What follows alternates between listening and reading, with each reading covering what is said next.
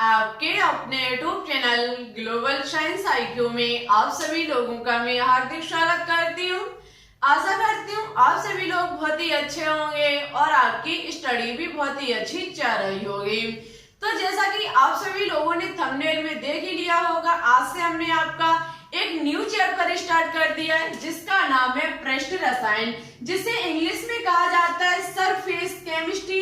ये चैप्टर आपके एग्जाम के लिए मोस्ट इम्पोर्टेंट एंड कीमती टॉपिक है। तो आप सभी लोग इस चैप्टर में मेरे साथ अंत तक बने रहना और हम यहाँ पर जो भी कुछ डिस्कस करें आप सभी लोग मेरे साथ कॉपी में नोट डाउन करते रहना, ठीक है, जिससे कि एग्जाम टाइम इन सभी चीजों को आप एक बार रिवाइज कर सकें।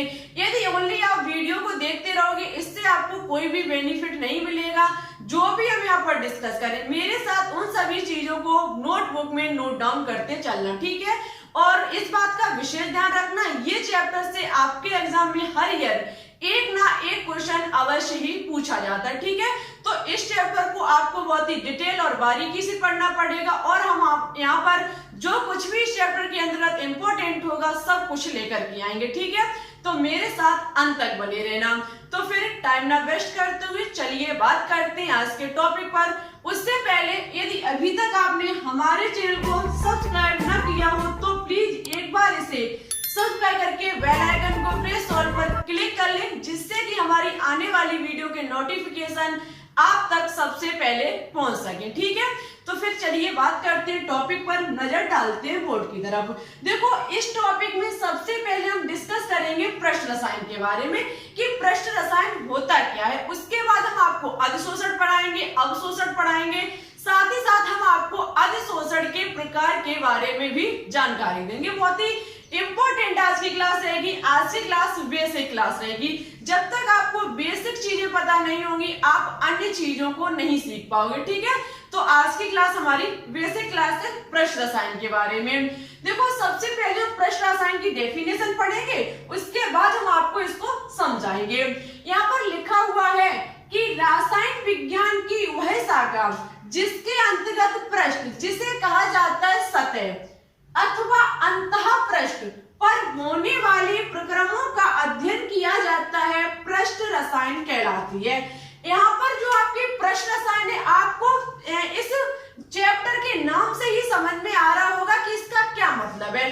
पृष्ठ का मतलब होता है सतह। जैसे कि हम ले सकते हैं ये कोई हमारी एक वस्तु है, ठीक है, ये हमारी कोई एक वस्तु है, इसका ये हिस्सा जो होगा वो क्या होगा, पृष्ठ। इसका जो ये बाहरी हिस्सा होगा वो क्या होगा, पृष्ठ, जिसे कहा जाता है सतह, ठीक है।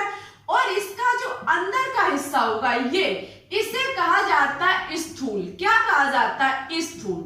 तो आप जो इसके अंतर्गत अध्ययन करोगे वो पृष्ठ रसायन के बारे में अध्ययन करोगे, इसके पृष्ठ भाग का अध्ययन करोगे। कई हद तक आपको अंतः पृष्ठ के बारे में भी जानकारी इसमें देखने को मिलेगी। इस विज्ञान को ही पृष्ठ रसायन कहा जाता है। पृष्ठ कहने का मतलब है कोई ये वस्तु, इसके बाहरी हिस्सा पृष्ठ, इसका अध्ययन और इसके आंतरिक पृष्ठ मींस स्थूल का अध्ययन किस शाखा में किया जाता है, विज्ञान के रसायन विज्ञान की पृष्ठ रसायन में किया जाता है, ठीक है। अब आपको एक शब्द आपने कहीं एक बार पढ़ा होगा जिसका नाम है अवशोषण। क्या नाम है, अवशोषण। और आपने एक शब्द और सुना होगा क्लास 12th में जिसका नाम है अधिशोषण। क्या नाम है, अधिशोषण। इसके बारे में आज हम आपको जानकारी देंगे। इनमें विशेष करके क्या अंतर होता है आप अभी इस चीज से समझोगे तो आपको मेरे साथ सभी चीजों को कॉपी में नोट डाउन करते हुए चलना है। देखो हम आपको बता देते हैं बाहर से आई हुई कोई चीज, अभी हम आपको इसकी परिभाषा भी लिखाएंगे लेकिन थोड़ा पहले समझा देते हैं। बाहर से आई हुई कोई चीज किसी वस्तु के पृष्ठ पर चिपक जाती है, किसी वस्तु के पृष्ठ पर चिपक जाती है तो ऐसे प्रक्रम को अधिशोषण कहा जाता है। बाहर से आई हुई कोई भी चीज किसी वस्तु के बाहरी हिस्सा में या फिर पृष्ठ या फिर सतह पर चिपक जाती है तो ऐसे प्रक्रम को अधिशोषण कहा जाता है, ठीक है। और बाहर से आई हुई कोई चीज उसके आंतरिक निष्ठान या फिर अंतः पृष्ठ पर चिपक जाती है या फिर स्थूल में चली जाती है तो ऐसे प्रक्रम को अभिशोषण कहा जाता है। हम आपको प्रैक्टिकल करके बताते हैं। जैसे कि ये हमारा है डिस्टर, ठीक है, इसमें ये स्पंज है, हम मान लेते हैं इस प्रकार का ये स्पंज है। इसमें यदि हम इस बोर्ड को साफ करेंगे तो आप समझ सकते हैं, जब हम इसे बोर्ड को साफ करेंगे तो ये जो ब्लैक मार्कर होगा ये इसकी पृष्ठ पर चिपक जाएगा, इसकी पृष्ठ पर चिपक जाएगा। तो ये क्या होगा? अधिशोषण। और इसी स्पंज में यदि हम जल को डालें तो ये इसके आंतरिक पृष्ठ पर पहुंच जाएगा, इसके अंदर तक, इसके स्थूल में पहुंच जाएगा। तो ऐसे पानी को, इसमें पानी को जब हमने डाला तो पानी स्पंज ने सोख लिया, अंदर चला गया। तो ऐसे प्रक्रम को क्या कहा जाएगा? अभिशोषण। ठीक है, आई होप अब आपको समझ में आ चुका होगा कि अवशोषण क्या होता है और अधिशोषण क्या होता है। एक बात फिर से समझा देते हैं। किसी भी वस्तु के इस बाहरी पृष्ठ पर कोई भी पदार्थ आकर के चिपक जाता है तो इसे कहा जाता है अधिशोषण। जैसे कि हमारा स्पंज है, स्पंज से यदि हमने चौक को साफ किया या फिर मार्कर से लिखी हुई चीज को साफ किया तो इसके पृष्ठ पर ये चिपक, इसे आप तोड़ के देखना तो अंदर जैसा व्हाइट होगा वैसा ही रहेगा, लेकिन ये कैसा हो चुका है? पूरी तरीके से ब्लैक हो चुका है। मीन्स ये जो आपका मार्कर था वो इसके पृष्ठ पर चिपक गया। ठीक है, तो ये हमारा क्या हो जाएगा? अधिशोषण। और यदि हम ले इस जल को और इस स्पंज पर डालें तो ये इसके अंदर तक चला जाएगा, इसके अंदर तक नमी पहुंच जाएगी। तो ऐसे प्रक्रम को क्या कहा जाएगा? अभिशोषण। ठीक है, आई होप अब आपको समझ में आ चुका होगा। अब हम आपको लिख करके बताते हैं अधिशोषण क्या होता है और अवशोषण क्या होता है। ठीक है, तो चलिए बात करते हैं आगे। अब चलिए बात करते हैं अधिशोषण और अवशोषण में क्या अंतर होता है। ठीक है, थोड़ी इसकी परिभाषा लिखा देते हैं जिससे कि आपको और अच्छे से समझ में आता रहेगा। जैसे कि बाई चांस आप इसे बाद में पढ़ते हो तो आप याद भी भूल सकते हैं, तो इसके लिए आप एक बार इसकी परिभाषा को पढ़ लीजिए, इसके अंदर को पढ़ लीजिए तो आपको आसानी से समझ में आ जाएगी। ठीक है, देखो फर्स्ट है कि यह एक पृष्ठीय घटना है, तो ये बिल्कुल सत्य है कि अधिशोषण जो है वो कैसी घटना है? एक पृष्ठीय घटना है, एक सतहीय घटना है। कहने का मतलब है जैसे कि कोई ये वस्तु है तो यदि हमारा अधिशोषण होगा तो उसमें कोई बाहर से आई हुई वस्तु जो होगी वो किस पर चिपक जाएगी? इसके पृष्ठ पर चिपक जाएगी। और जब कोई बाहर से आई हुई चीज इसके पृष्ठ पर चिपक जाती है तो इस घटना को या फिर इस प्रक्रम को क्या कहा जाता है? इस प्रक्रम को अधिशोषण कहा जाता है। ठीक है, जबकि यह एक स्थूली घटना है। स्थूली कहने का मतलब ये एक आंतरिक पृष्ठ पर होने वाली घटना है। कोई भी यदि चीज आएगी वो इसके अंदर तक पहुंच जाती है। यदि वो इसके अंदर तक पहुंच जाती है तो ऐसी घटना को या फिर ऐसे प्रक्रम को क्या कहा जाएगा? अभिशोषण। ठीक है, अवशोषण तो आपने पहले भी पढ़ा होगा, 9th क्लास में पढ़ा होगा, लेकिन इसकी पूर्ण रूप से विस्तृत रूप से जो वर्णन किया गया है वो क्लास 12th में किया गया है। ठीक है, क्लास 12th में इसका वर्णन बहुत ही विशेष तरीके का मतलब बहुत ही विस्तार तरीके से किया गया है।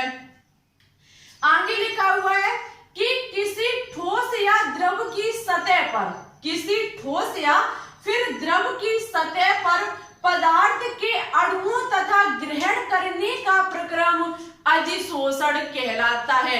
किसी ठोस या द्रव की सतह पर, जैसे कि हम मान लेते हैं ये वस्तु हमारी ठोस है, इसकी सतह पर अणुओं को चिपकना या फिर ग्रहण करने का प्रक्रम क्या कहलाता है? अधिशोषण। ये है हमारी कोई ठोस वस्तु, इसने किसी अणु को क्या किया है? ग्रहण किया है, इसके आसपास, वो भी कहां पर? सतह पर। ऐसे प्रक्रम को अधिशोषण कहा जाता है। ठीक है, इसी प्रकार से किसी पदार्थ के अणुओं के किसी ठोस या द्रव के अंदर समान रूप से वितरित होने की घटना अवशोषण कहलाती है। किसी ठोस या फिर द्रव के अंदर समान रूप से वितरित किसी अणु की घटना को हम क्या कहते हैं? अवशोषण। इसी प्रकार से जैसे कि हमने अभी आपको स्पंज से बताया, जैसे कि हम मान लेते हैं ये हमारी कोई वस्तु है, इसके आसपास जैसे कि हम इसे मान लेते हैं हमारी ठोस वस्तु है। ठीक है, और इसके आसपास कोई कण आकर के चिपक जाता है, ऐसी घटना को हम अधिशोषण कहते हैं। यदि कोई भी बाहर से आया हुआ कण इसके अंदर तक चला जाता है, ऐसी घटना को हम अवशोषण कहते हैं। ठीक है, आई होप अब तो आपको समझ में आ चुका होगा। जैसे कि ये ठोस पदार्थ है, इस पर कोई गैसीय पदार्थ आकर के चिपक जाता है। ठीक है, कोई गैसीय पदार्थ आकर के चिपक जाता है, ऐसी घटना को क्या कहा जाएगा? अधिशोषण। अधिशोषण। ठीक है, और यहीं पर यदि कोई भी बाहर से आई हुई गैस इसके अंदर तक चली जाती है, तो ऐसी घटना को क्या कहा जाएगा? अवशोषण। अवशोषण तो ये आप नॉर्मली से समझ सकते हैं, लेकिन अधिशोषण थोड़ा आपके लिए डिफिकल्ट हो सकता था, लेकिन अब शायद आपके लिए इजी हो चुका होगा। इतनी अच्छी तरीके से हमने किसी भी चीज को जल्दबाजी नहीं की है, सभी चीज को बारीकी से समझाने की कोशिश की है। देखो, जल्दबाजी करनी भी नहीं चाहिए। हम अभी आपको जल्दी जल्दी इस चीज को पढ़ा दें और बता दें तो आप समझ नहीं पाओगे। और इसी प्रकार हमने डिस्टर को लेकर के समझा दिया, एक स्पंज को लेकर के समझा दिया, तो शायद अब आपको समझ में आ चुका होगा अवशोषण और अधिशोषण में क्या अंतर होता है।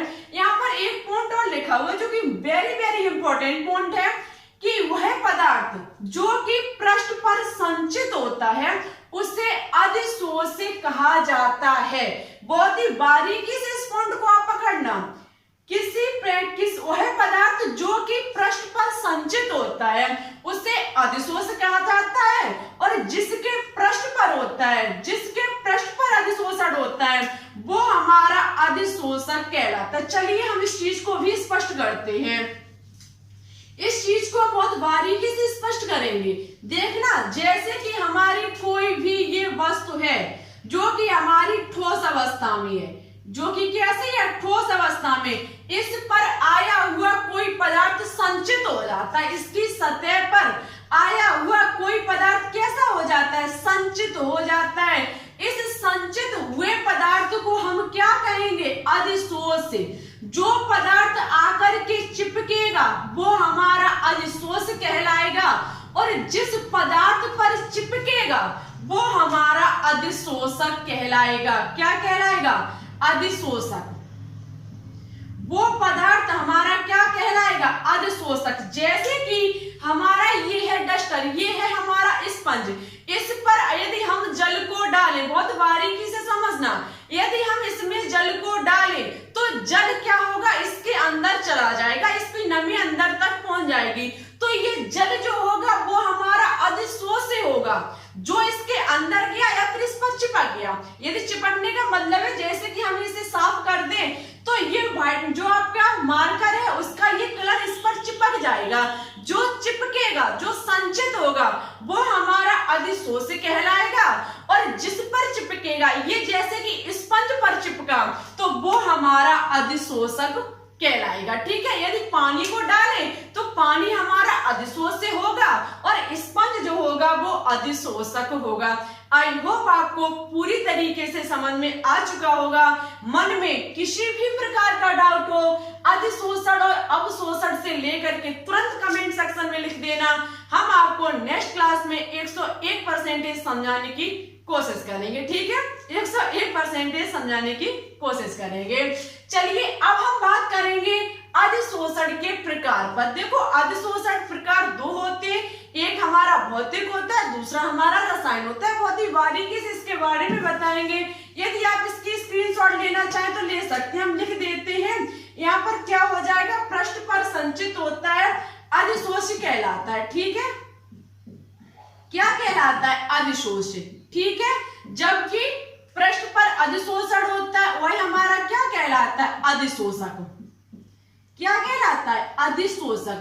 यदि आप इसकी स्क्रीनशॉट लेना चाहें तो बिल्कुल ले सकते हैं, और मेरी मानना चाहो तो मेरे साथ हमेशा कॉपी में नोट डाउन करते हुए चले। एक बार नोट डाउन कर लें, और यदि आपके पास क्लास 11th और क्लास 12th एनसीईआरटी केमिस्ट्री की कोई बुक रखी है उससे थोड़ा आप डिटेल से पढ़ ले तो शायद आपका 2021 में बिल पक्का सिलेक्शन हो जाएगा।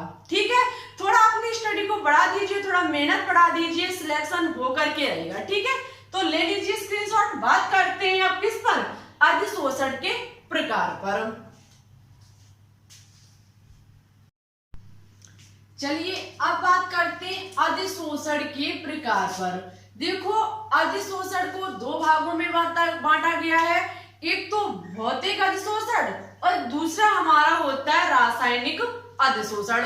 किस प्रकार से इन्हें विभाजित किया गया है, क्या इनका वर्णन है, सबके बारे में हम डिटेल से जानकारी करेंगे। देखो, सबसे पहले भौतिक अधिशोषण की बात की जाए तो भौतिक अधिशोषण अधिशोषित तथा अधिशोषक के मध्य वान डर वाल्स बल होते हैं। जैसे कि ये है हमारा कोई अधिशोषक, जैसे कि ये है हमारा कोई अधिशोषक, ठीक है। अधिशोषक पर यदि कोई बाहर से आया पदार्थ चिपक जाता है, बाहर से आया पदार्थ कोई इसकी पृष्ठ पर चिपक जाता है, तो उसे हम क्या कहेंगे, अधिशोष। और इस अधिशोष और अधिशोषक के मध्य, अधिशोष और अधिशोषक के मध्य एक वान डर वाल्स बल होता है। कौन सा बल होता है, वान डर वाल्स बल, जो कि बहुत ही दुर्बल बल है। वान डर वाल्स बल एक बहुत ही दुर्बल बल है, ठीक है। तो याद रखना, अधिशोषक और अधिशोष के मध्य जब वान डर वाल्स बल होता है तो ऐसे अधिशोषण को हम भौतिक अधिशोषण कहते हैं। जैसे कि कोई हमारा शीशा कोई डला हुआ है खराब, हम उसे कहीं एक दिन से उस आईने को हम बिल्कुल भी नहीं देखते तो उस पर धूल जम जाती है। क्या जम जाती है, धूल जम जाती है। और वो धूल ऐसे तो है नहीं कि वो पूर्ण रूप से उसी में चिपक गई हो, यदि हम उस पर हाथ फेरेंगे तो वो साफ हो जाएगी। तो इस शीशे और जो धूल में उपस्थित बल है वो कौन सा बल है, वान डर वाल्स बल, जो कि बहुत ही दुर्बल बंध होता है। जबकि यहाँ पर अधिशोष और अधिशोषक के मध्य रासायनिक बंध होता है। रासायनिक बंध केमिकल बॉन्डिंग बहुत ही जटिल बॉन्ड होता है, बहुत ही मजबूत बॉन्ड होता है, जिसे हम प्रबल बंध कह सकते हैं।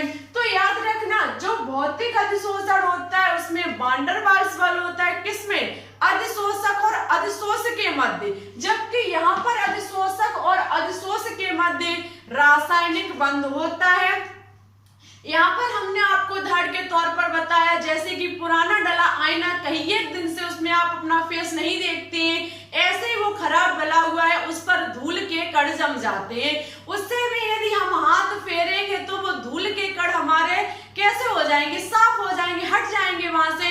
अब इतनी आसानी से हमने जो ऐसे हाथ फेरा वो साफ हो गया।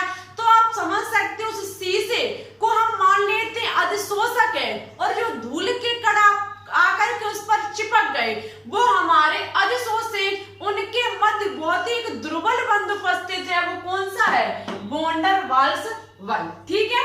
नेक्स्ट पॉइंट है कि इनकी प्रकृति विशिष्ट नहीं होती है। इनकी प्रकृति विशिष्ट नहीं होती है, कहने का मतलब है ऐसा नहीं है कि पुराने डले शीशे पर यदि धूल के कण जम गए आकर के तो अब वो साफ नहीं होंगे, या फिर अन्य पर कण नहीं आ सकते, चिपक नहीं सकते। हम जितनी बार उसे साफ करेंगे, कई एक दिन बाद हम उसे वहीं पड़ा फिर छोड़ देंगे, फिर आकर के जम जाएंगे, फिर साफ करेंगे, फिर जम जाएंगे। तो इनकी प्रकृति कैसी होती है, विशिष्ट नहीं होती है। और इनकी प्रकृति जो होती है वो विशिष्ट होती है। जैसे कि यदि हमारा अधिशोषक के रूप में एल्यूमिनियम है और इसके पृष्ठ पर यदि आकर के O2 जम गया, यदि इसके पृष्ठ पर आकर के O2 जम गया तो ये इसके साथ क्रिया कर लेगा और बना लेगा Al2O3। क्या बना लेगा, Al2O3, एल्यूमिनियम ऑक्साइड। अब आप कहो कि हम ऑक्सीजन को साफ कर दें, तो ये संभव नहीं है। इन्होंने अपने आपस में बहुत ही मजबूत बल बना लिया, जो कि हमारा रासायनिक बंध है, ठीक है। तो हम एल्यूमिनियम में से अधिशोषक लें और इस पर जम जाए आकर के अधिशोषक, तो हम इसे साफ नहीं कर सकते, इसे अब हटा नहीं सकते हैं। कहने का मतलब है अब इन्होंने एक बंध बना लिया जो कि बहुत मजबूत बंध है, वो हमारा रासायनिक बंध होगा, ठीक है। नेक्स्ट पॉइंट कहता है कि ये प्रकृति में उत्क्रमणीय होते हैं। जो आपके भौतिक अधिशोषण होते हैं वो प्रकृति में उत्क्रमणीय होते हैं। उत्क्रमणीय का मतलब तो आप पहले से समझते होंगे कि कोई चीज जिसे अवकारक से उत्पाद और उत्पाद से अवकारक में बदला जा सके। यहाँ पर आप समझना चाहो तो ऐसे समझ सकते हैं, जैसे कि रोड पर खड़ी कोई करते हैं। कोई कई दिनों से डला हुआ आईना जिस पर जम जाते धूल के कण, उसे हम साफ करेंगे तो पुनः जम जाएंगे, फिर साफ करेंगे पुनः जम जाएंगे। मीन्स ये उत्क्रमणीय अभिक्रिया है, साफ किया फिर जम गया, साफ किया फिर जम गया। ऐसा नहीं है कि एक बार साफ कर दिया अब इस पर जम नहीं सकता, या फिर जम गया तो हम इसे साफ नहीं कर सकते, ऐसा नहीं है। जमेगा भी, साफ भी होगा, फिर जमेगा, फिर साफ होगा। मीन्स ये उत्क्रमणीय होता है और ये अनुत्क्रमणीय होता है। यदि एल्यूमिनियम ने ऑक्सीजन के साथ रासायनिक बंध बना लिया तो इसे अब तोड़ना बहुत मुश्किल काम हो जाएगा। ठीक है, ये एक अनुत्क्रमणीय अभिक्रिया है जो एक बार बदलने के बाद उसे तोड़ना असंभव है। ठीक है, आगे पॉइंट कहता है कि इसमें अधिशोषण की एंथैल्पी, एंथैल्पी कहीं भी शब्द लिख करके आ जाए आप तुरंत एनर्जी से लगा लेना, मींस ऊर्जा से लगा लेना। ठीक है, इसमें अधिशोषण की एंथैल्पी कम होती है। देखो एंथैल्पी ऊर्जा आपको पता है, जितना किसी भी पदार्थ के मध्य जितना अधिक आकर्षण होगा ऊर्जा उतनी ही ज्यादा मुक्त होगी। आपको ये बात पहले से पता है, किसी भी पदार्थ के मध्य जितना आकर्षण होगा उतनी ही अधिक ऊर्जा मुक्त होगी। और आकर्षण आपको पता है कि भौतिक अधिशोषण में आकर्षण बिल्कुल मजबूती से नहीं होता है कि बिल्कुल चिपक गए हो आपस में, ऐसा नहीं होता है, हम उसे साफ भी कर सकते हैं। तो इसमें जो एंथैल्पी होती है, ऊर्जा जो होती है वो बहुत कम होती है, 20 से 40 किलो जूल प्रति मोल, जबकि यहाँ पर अधिशोषण की एंथैल्पी बहुत उच्च होती है, 30 से 240 किलो जूल प्रति मोल। यहाँ पर ऐसा है क्योंकि एक बार इन्होंने आकर्षण कर लिया, इनका जो आकर्षण होता है वो बहुत प्रबल होता है, बहुत मजबूत होता है। तो जितना अधिक आकर्षण मजबूत होगा उतनी अधिक एंथैल्पी निकलेगी, उतनी अधिक ऊर्जा निकलेगी। तो इसलिए इनकी ऊर्जा जो होती है वो सर्वाधिक होती है, उच्च होती है, जबकि इनकी एंथैल्पी भौतिक अधिशोषण की एंथैल्पी जो होती है वो कम होती है। ठीक है, नेक्स्ट पॉइंट कहता है निम्न ताप सहायक है तथा ताप बढ़ने पर घटता है। यहाँ पर भौतिक अधिशोषण में निम्न ताप सहायक होता है, इनमें किसी उच्च ताप अधिक टेम्परेचर की आवश्यकता नहीं होती है, कम ताप, और यदि हम इनका ताप बढ़ा देंगे तो ये कैसा होगा, ये घट जाएंगे इनके मध्य में। जैसे कि इनके मध्य अधिशोष और अधिशोषक के मध्य यदि बल है, वैन डर वाल्स बल है, और इन्हें यदि हम गर्म कर देते हैं तो ये अलग अलग हो जाएंगे। कैसे हो जाएंगे, अलग अलग हो जाएंगे। जबकि उच्च ताप पर ये जो रासायनिक अधिशोषण होते हैं ये उच्च ताप पर सहायक होते हैं। कहने का मतलब है एल्यूमिनियम यदि O2 के साथ क्रिया करेगा तो जितना अधिक इसे ताप देंगे उतनी ही मजबूती से ये आपस में मिल जाएंगे। इन्हें ताप की जरूरत होती है, ये ताप बढ़ने पर बढ़ते हैं, जबकि ये ताप बढ़ाने पर घटते हैं। ठीक है, नेक्स्ट पॉइंट कहता है कि यह पृष्ठीय क्षेत्रफल पर निर्भर करता है, पृष्ठीय क्षेत्रफल बढ़ने पर बढ़ता है। ये पृष्ठीय क्षेत्रफल, जैसे कि कोई भी शीशा है वो इतना बड़ा है तो ये अधिक इसमें कण धूल के जम सकेंगे, और यदि छोटा है तो कम जम सकेंगे। तो ये पृष्ठीय क्षेत्रफल पर निर्भर करता है, जितना पृष्ठीय क्षेत्रफल अधिक होगा जमने वाले कण उतने ही अधिक होंगे। ऐसा इसमें भी होता है, ये भी पृष्ठीय क्षेत्रफल पर निर्भर करता है। ठीक है, आई होप आज आपको आज की क्लास जो भी हमने पढ़ाया बिल्कुल समझ में आ चुका होगा। क्या अब प्रश्न साइन कहते किसे, सरफेस केमिस्ट्री, अधिशोषण अवशोषण क्या होता है और अधिशोषण के कितने प्रकार होते हैं, प्रकार को हमने बहुत ही डिटेल से समझाने की कोशिश की है। यदि आपको मन में किसी भी प्रकार का डाउट हो तो प्लीज आप कमेंट बॉक्स में लिख दें, हम आपको नेक्स्ट क्लास में समझाने की पूरी कोशिश करेंगे। अब आपके लिए कुछ होमवर्क में क्वेश्चन है। फर्स्ट क्वेश्चन तो आज का यही है कि आपको आज की क्लास कैसी लगी। सबसे फर्स्ट क्वेश्चन है कि आज आपको आज की क्लास कैसी लगी, समझ में आया या नहीं आया, और हमने ये जो न्यू चैप्टर स्टार्ट किया क्या ये आपको पढ़ना है, क्या आपको अच्छा लगा कॉन्सेप्ट आज का, क्या आपको इसी प्रकार से अन्य कॉन्सेप्ट चाहिए, तो आपको कमेंट बॉक्स में कमेंट करके लिखना होगा क्या हमने आपके लिए ये जो चैप्टर उठाया उसके लिए आप खुश हो कि हाँ ये चैप्टर मुझे चाहिए, तो हम इसको आगे बढ़ाएंगे बहुत ही। अब आपको रेगुलर क्लास मिलेगी, इस बात का भी विशेष ध्यान रखना। आपको नेक्स्ट क्वेश्चन का आंसर देना होगा कि वात्या भट्टी और मफल भट्टी, वात्या भट्टी और मफल भट्टी में किसका निष्कर्षण किया जाता है, इसका आंसर आपको हमारे कमेंट बॉक्स में कमेंट करके देना होगा।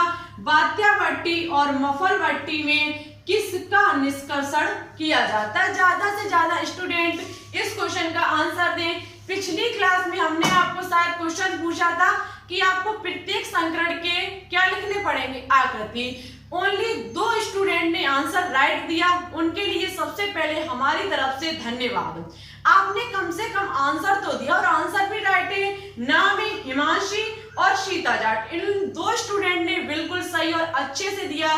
Thank you. आप लगातार ऐसे ही कोशिश करते रहिए, आपका 2021 में 100% सिलेक्शन होके रहेगा। और आप लोगों से रिक्वेस्ट है, थोड़ा हमारे चैनल को सपोर्ट कीजिए, वीडियो अच्छी लगे तो लाइक कीजिए और अपने दोस्तों के साथ शेयर कीजिए। हमारे चैनल पर न्यू हो तो प्लीज इसे सब्सक्राइब करके ऑल पर क्लिक कर लीजिए, जिससे कि हमारे आने वाली अन्य वीडियो के नोटिफिकेशन आपके पास सबसे पहले पहुंच सकें। ठीक है, वीडियो कैसी लगी जरूर बताएं, चैप्टर अच्छा लगा, कॉन्सेप्ट समझ में आया कि नहीं आया ये जरूर बताएं।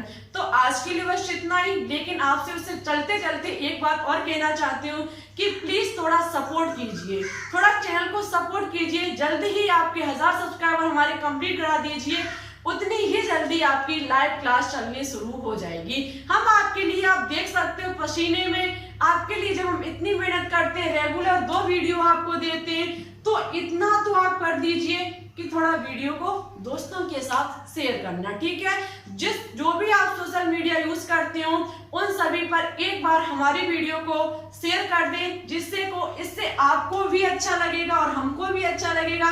जितने अधिक इस पर स्टूडेंट जुड़ेंगे उतना पढ़ने में मजा भी आएगा। ठीक है, तो चलते हैं, आज के लिए बस इतना ही। Thanks for watching this video. जय हिंद, जय भारत।